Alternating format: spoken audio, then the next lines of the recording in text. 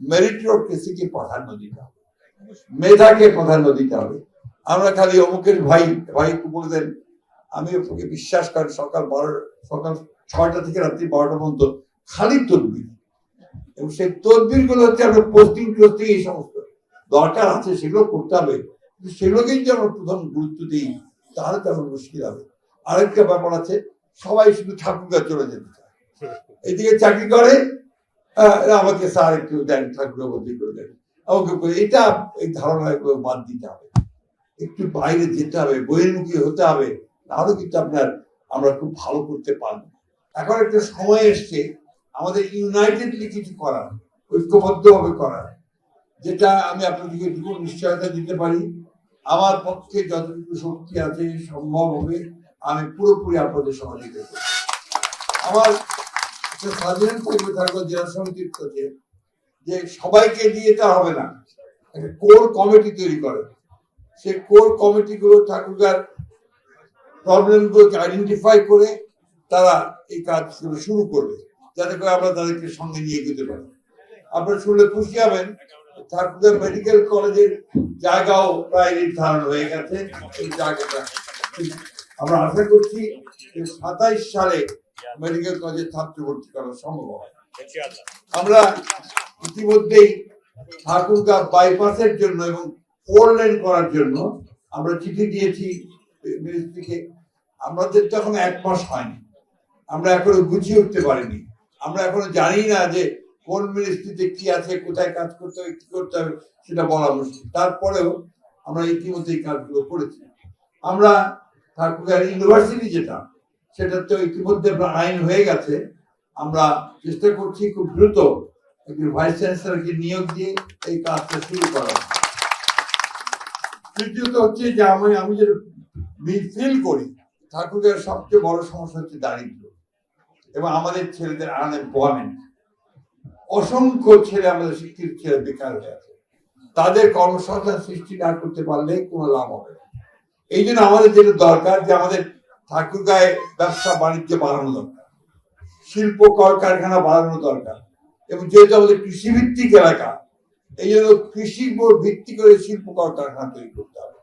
ইতিমধ্যে আমরা ministry of ফাইন্যান্সের সঙ্গে কথা বলে আমরা বিভিন্ন টিম তৈরি করছি, যে টিমকে আমাদের প্রধানমন্ত্রীর একটা প্রজেক্ট, সেই প্রজেক্ট অনুযায়ী নর্থ বেঙ্গলে আপনার এই শিল্পগুলো বাড়ানোর জন্য, কৃষিভিত্তিক শিল্প বৃদ্ধি করার জন্য আমরা ইতিমধ্যে কাজ শুরু করেছি। আমার গত পরশুই সৈয়দপুর এয়ারপোর্টে এক ভদ্রলোকের সঙ্গে দেখা হলো, তিনি সৈয়দপুরের একটু অদূরে পার্বতীপুরের কাছাকাছি একটা খুব বড় ফ্যাক্টরি করছেন। সেই ফ্যাক্টরিটা হচ্ছে পুরোপুরি কৃষিভিত্তিক। তিনি ভুট্টা থেকে বাই প্রোডাক্ট তৈরি করছেন, আরো কিছু কিছু কাজ করেন যেগুলো সম্পূর্ণ এক্সপোর্ট ওরিয়েন্টেড। আমাদের এখানে আমাদের নিজামুদ্দিন সাহেবের নাতি আছেন এবং আমাদের অনেকেই আছেন যারা বড় বড় ব্যবসার সঙ্গে জড়িত। আমাদের নীলু আছে এখানে, আরো অনেকে আছে যারা ব্যবসার সঙ্গে জড়িত আছে। আমরা যদি পথগুলো খুঁজে বের করতে পারি যে কোথায় কোথায় ঠাকুরগাঁতে কোন কোন জায়গায় কিসের উপর ভিত্তি করে আমরা এই ইন্ডাস্ট্রিগুলো করতে পারবো, তাহলে কিন্তু আমরা দ্রুত কাজ করতে পারবো। কারণ ব্যাংকগুলোকে টেনে নিয়ে আসা, এই কাজগুলো আমরা করবো, দ্যাট উই উইল ডু। বা আপনাদের শুধু উদ্যোগ নেওয়া। আমাদের ঠাকুরগাঁও একটা সমস্যা আছে, ব্যবসা বলতে ওরা বোঝে শুধু ঠিকাদারি। না, সত্য কথা, আমি যেটা আমার বাস্তব কথা বলছি আপনাদের, আমার অভিজ্ঞতা থেকে। 2001 সালে যখন আমি মন্ত্রী হই, আমি সবাইকে ডেকে আমাদের ব্যবসায়ীদেরকে ডেকে বললাম, সেখানে মুদাসসির, ওসমান, বড় বড় ব্যবসায়ীরা ছিল, দেখে বললাম যে ভাই তোমরা কনসোর্সিয়ামের মতো করো, একসাথে আর কি ব্যবসা করা যায় খুঁজবে, বাকিটা আমি করবো। আনফর্চুনেটলি আমরা খুব বেশি এগোতে পারি না। এখন কিছু কোল্ড স্টোরেজ তৈরি হচ্ছে, কিছু স্পেশালাইজ কোল্ড স্টোরেজ না, যাতে করে যে আমরা আমাদের কৃষি দ্রব্যকে আমরা বাজারজাত করতে পারি। অনেক কিছু করার আছে, কিন্তু এই যে আমাদের ঠাকুরগাঁয়ে আলুর দাম এখন আপনার 5 টাকা, 5.5 টাকা, অথচ এখানে আলুর দাম কত? 60 টাকা, 30 টাকা, 30 টাকা। এটাকে যদি আমরা একটা মার্কেটিং চেঞ্জ করতে পারি, আপনার ব্যবসায়ী ভিত্তিতে, আমাদের ছেলেরা খালি ঘুরে ঘুরে চাকরি খুঁজে, শুধু চাকরিতে পাওয়া যাবে না, চাকরি তো অসম্ভব। এর জন্য আমাদেরকে নিজেদের সেলফ এমপ্লয়মেন্ট করতে হবে, আমাদের ইনভেস্টমেন্ট করতে হবে, ছোট ছোট ইস্যুগুলো কাজ করতে হবে।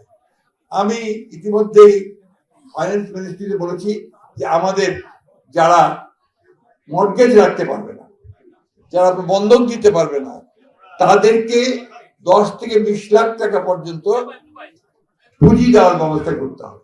তাহলে তারা অনেক কাজ করতে পারবে এবং ইনভেস্টমেন্ট করতে পারবে। এই বিষয়গুলো সেজন্য আমি বলবো কোর কমিটি করেন, সেই কোর কমিটি করে আমরা আলোচনার মাধ্যমে কোন কোন বিষয়গুলো নিয়ে আমরা আগে এগোতে পারবো সেই কাজগুলো আমরা করতে থাকি। এবং এটা আমি আপনাকে এটুকু বলতে পারি, আপনারা জায়গার কথা বলছেন, আমার তো এখন বাসায় আপনার ছোট্ট একটা রুম, আমি বড় বাসায় যাওয়ার সম্ভাবনা আছে আমার ঈদের পরে। আমি আপনাদের বলছি ওইটাকেই আপনারা আপনাদের অফিস বানিয়ে বলবেন, কিন্তু আপনারা সবাই একযোগ হয়ে এই বিষয়টা খুব গুরুত্ব দেবেন যে আমি আপনাদের কাছে যেটা চাই যে কোর কমিটি করে আমাকে আপনারা পয়েন্টগুলো তুলে ধরবেন এবং রাস্তাগুলো বদলাবেন। আমার দিক থেকে যতটুকু সম্ভব আমি করবো। আমাদের 2 সদস্য আছেন, আল্লাহর অশেষ রহমতে এইবার ঠাকুরগাঁতে আমরা প্রথম একই দল থেকে আমরা 3টে আসন পেয়েছি। সুতরাং আমাদের শক্তিটা অনেক বেড়ে গেছে, তাকে চাইতে আমাদের শক্তি অনেক বেশি। এই শক্তি থেকে আমাদের কাজে লাগাতে হবে। আরেকটা কথা অনুরোধ করবো আমি সবাইকে, যে যেটা আগে আলোচনা হলো, আমাদের যারা দায়িত্বে থাকবেন, বিভিন্ন দায়িত্বে থাকবেন, এমন কিছু করবেন না যে যাতে করে ঠাকুরগাঁ ছোট হয়ে যায়। এই কাজটা করবেন, এটা আমাদের আপনাদের কাছে আমার অনুরোধ থাকবে। আমরা সবাই কাজ করব, কোনো অসুবিধা হলে আমাদেরকে বলবেন, দরকার চেপে ধরবেন, কিন্তু ওই ধরনের কোনো কাজে যাবেন না যেটাতে আমরা ছোট হয়ে যাই। আমি আপনাকে এটুকু বলতে পারি যে আমরা অনেক বিনিয়োগকারীকেও নিয়ে যেতে পারবো। অনেকে অলরেডি ইতিমধ্যে কথা হয়েছে, আমাদের স্কোয়ারের অঞ্জন বাবুর সঙ্গে কথা হয়েছে, কাজী ফার্ম আরো ইনভেস্ট করবে তাদের সঙ্গে কথা হচ্ছে, প্রাণের সঙ্গে আমাদের কথা হয়েছে ইতিমধ্যে, তারা ইনভেস্টমেন্ট নিয়ে যাবে, কিন্তু আমাদেরকে সেই জন্য ওইভাবে কাজ করতে হবে।